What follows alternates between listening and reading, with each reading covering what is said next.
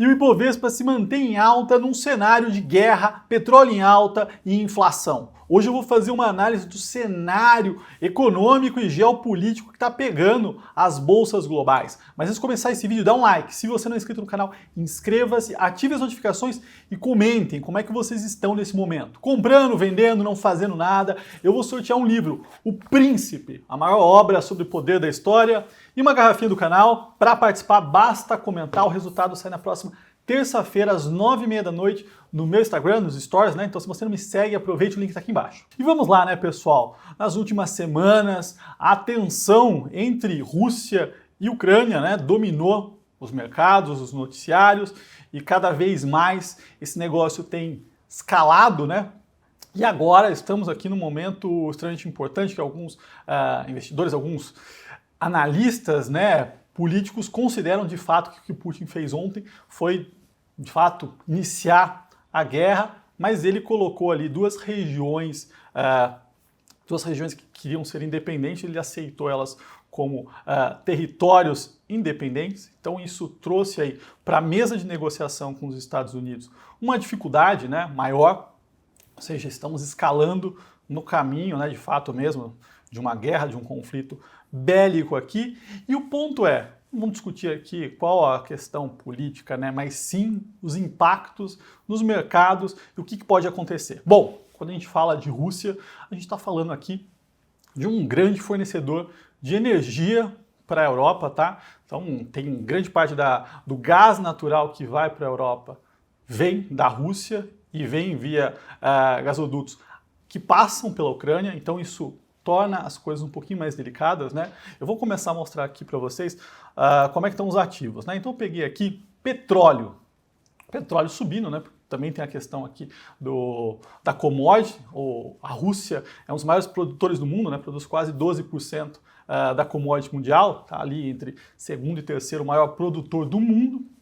E a gente viu aqui uma escalada, né? Um rally do petróleo hoje pela manhã chegou na casa dos $97, então fazia muito tempo que isso não acontecia, né? Próximo aí dos 100, isso aconteceu em outro momento, né? Quando a Rússia também se envolveu em um conflito aqui militar. Então essa questão, né, de energia está no centro aqui da atenção dos investidores, porque acaba mexendo, né? Uma tensão, um conflito militar acaba impulsionando aqui o preço do petróleo, e a gente vai ver aqui como é que está o gás natural também, né? A gente vê aqui um forte rally, esses gráficos aqui são de 5 anos, então o gás natural teve um aumento mais forte aqui no final do ano passado, teve uma queda, mas mesmo assim, quando a gente pega o dado histórico, a gente está vendo aqui uma forte alta. E uma consequência forte disso aqui é a inflação, né? O mundo passa por um grande processo inflacionário, né? Não é só o Brasil que a gente vê a nossa inflação aí ultrapassando a casa dos 10, quando você pega inflação ao produtor aqui no Brasil e fora, né? Pegando os últimos 12 meses, entre 20% e 30%, então tem sim um problema no mundo, que é a inflação, e aí quando você traz a questão bélica, né? Esse conflito entre Ucrânia e Rússia, você tem um impulso, né, nas commodities que acabam pegando em cheio aí os componentes da inflação. Então esse é o grande ponto aqui. Acho que é o principal ponto da questão Ucrânia e Rússia, né, é a questão da inflação. Eu tenho conversado com muita gente ali que tem, com outros fundos que tem posição física ali na região, né, da Ucrânia. Muita gente acredita que seja um conflito rápido, né, então os especialistas ali acreditam que deve ser um conflito que deve durar entre 1 e 2 semanas, não mais que isso. Então não deve ser algo que pegue tão forte o mercado e as economias, mas vai ter tensão, né? E quando a gente olha aqui para a moeda, né? Então eu coloquei o rublo aqui, o que está acontecendo do início do ano para cá? A moeda deles, né, se desvalorizando. A gente vê aqui contra o dólar, obviamente, né?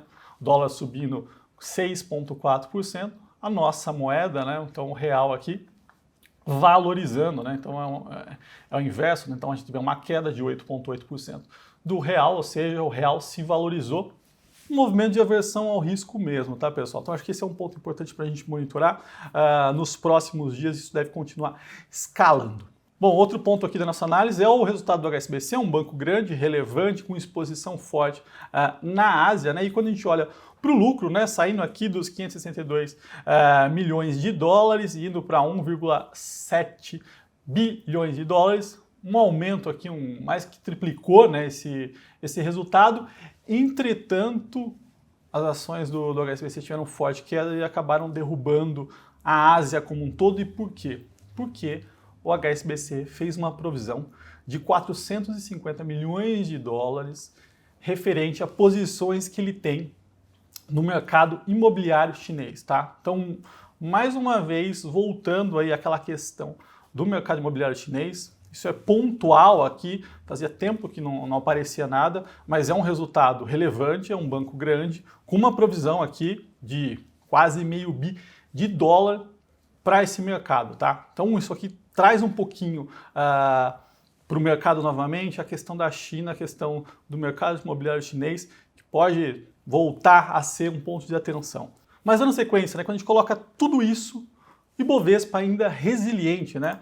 Em alta, hoje pela manhã subindo mais de 1%, e aí comparando, né, Ibovespa aqui do início do ano para cá versus os emergentes, né, a gente vê um movimento de alta, né? A alta continua. Esses gráficos aqui, pessoal, estão disponíveis no meu canal do Telegram, tá? Então quem quiser ter acesso a eles, o link está aqui embaixo. Mas a gente está vendo aqui do início do ano para cá, Ibovespa, né, subindo quase 9, né, 8,8.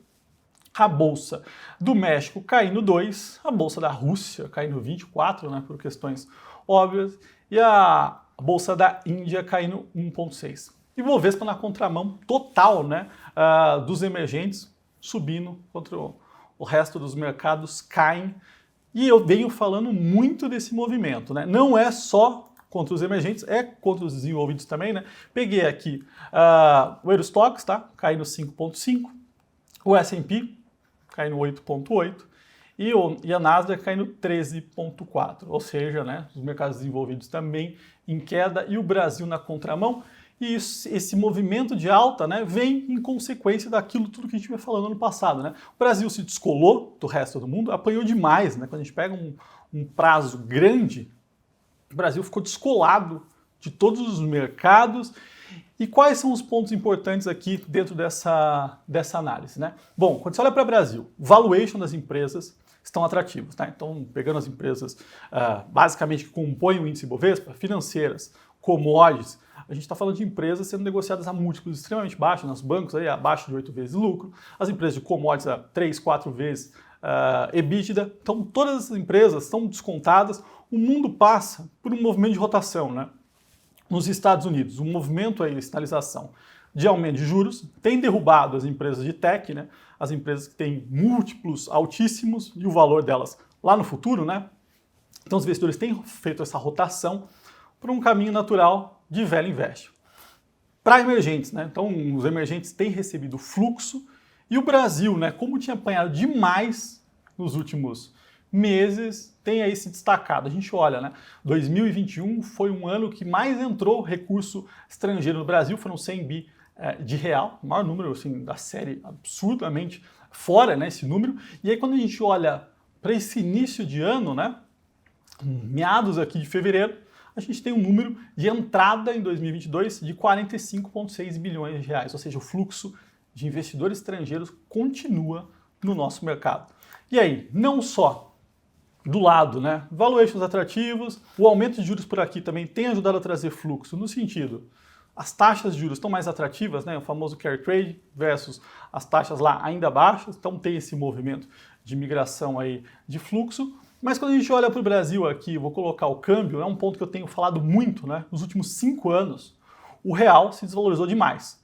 A gente vê aqui, né, o gráfico em preto, é o real contra o rublo, né, o peso mexicano e o peso chileno. Então, nossa moeda, mesmo com essa melhora, né, das últimas semanas aqui, depreciando 65%. Contra as outras moedas aqui, entre 2% e 30%, a gente está falando do rublo aqui, que está no meio praticamente de uma guerra, tá? Então, o real se desvalorizou demais nesse movimento, teve a questão política, né, teve muito barulho.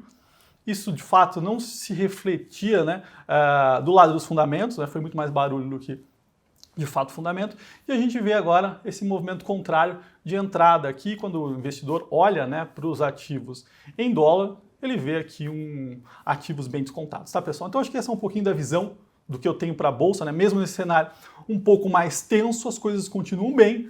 E se você quiser saber como montar uma carteira personalizada para você, aqui na Levante, né, eu tenho um time responsável por isso, que faz consultorias, né, carteiras personalizadas. Então vou deixar o link aqui com o WhatsApp, né, com o telefone desse time. E aí quem quiser saber um pouquinho mais, entre em contato, fica à vontade, tá certo? Bom, e como eu falei, os gráficos estão no Telegram, vou sortear livro e garrafinha, basta comentar. E se você gostou desse vídeo, dá um like, se inscreva no canal. Até o próximo.